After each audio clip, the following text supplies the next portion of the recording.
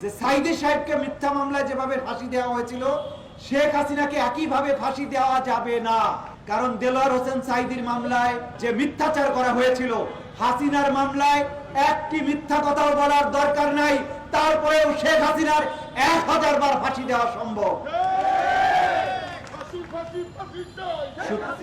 সুতরাং তত্ত্বাবধায়ক সরকারের প্রতি আমাদের আহ্বান, তদন্ত সংস্থা জাতিসংঘ আমাদেরকে বলেছে তারা বাংলাদেশে গণহত্যা, শেখ হাসিনার বিরুদ্ধে মানবতা বিরোধী অপরাধের তদন্তে সাহায্য করতে চায়। তাদের টেকনিক্যাল সাপোর্ট নিয়ে একটা যোগ্যতর তদন্ত টিমের মাধ্যমে শেখ হাসিনার সকল অপরাধের তদন্ত করতে হবে, তারপরে সেইখানে বিচারটা হতে হবে। তাড়াহুড়া করে বিচার করতে যায়েন না, আইনগুলো সংশোধন করেন।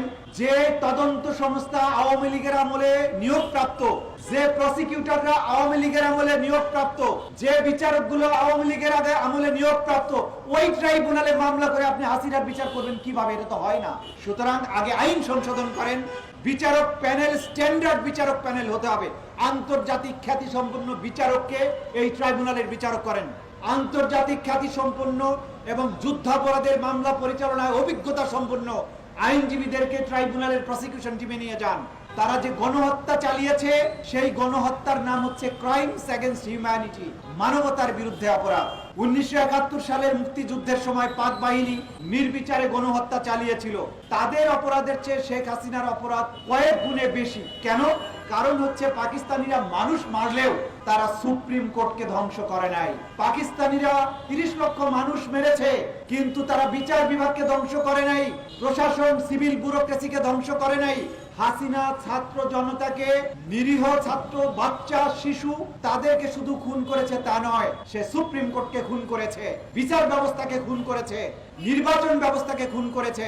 সুতরাং তার বিচার অবশ্যই ইন্টারন্যাশনাল ক্রাইমস ট্রাইব্যুনাল অ্যাক্টে যে অপরাধের কথা বলা হয়েছে সেই অপরাধের মধ্যেই তার বিচারটা হবে।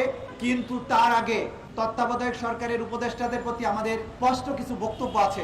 গতকালকে আইন উপদেষ্টা বলেছেন আন্তর্জাতিক অপরাধ ট্রাইব্যুনাল ঢাকায় যেটা আছে, যেটা দিয়ে আওয়ামী লীগ এই দেশের বিরোধী জনপ্রিয় রাজনীতিবিদদেরকে বিচারের নামে প্রহসন করে ফাঁসি দিয়েছে, সেই ট্রাইব্যুনালে তাদের বিচারের কথা বলেছেন। এই জায়গায় আমাদের কিছু বক্তব্য আছে। ইন্টারন্যাশনাল ক্রাইমস ট্রাইব্যুনাল জাতীয় এবং আন্তর্জাতিকভাবে ব্যাপকভাবে বিতর্কিত এবং অনেকেই দাবি করেছিলেন এই ট্রাইব্যুনালকে বিলুপ্ত করে দিতে হবে। জাতিসংঘ থেকে শুরু করে সকল আন্তর্জাতিক সংগঠন এই ট্রাইব্যুনালের নানা দোষ ত্রুটির কথা বলেছিলেন।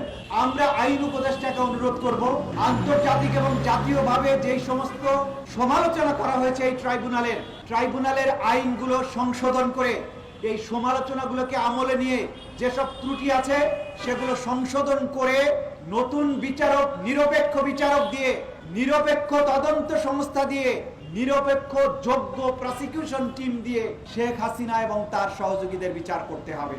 এমন বিচার করা যাবে না যে বিচার নিয়ে জাতীয় এবং আন্তর্জাতিকভাবে প্রশ্ন উঠবে যে সাইদি সাহেবকে মিথ্যা মামলায় যেভাবে ফাঁসি দেওয়া হয়েছিল শেখ হাসিনাকে একইভাবে ফাঁসি দেওয়া যাবে না। কারণ দেলোয়ার হোসেন সাইদির মামলায় যে মিথ্যাচার করা হয়েছিল, হাসিনার মামলায় একটি মিথ্যা কথাও বলার দরকার নাই, তারপরেও শেখ হাসিনার 1000 বার ফাঁসি দেওয়া সম্ভব।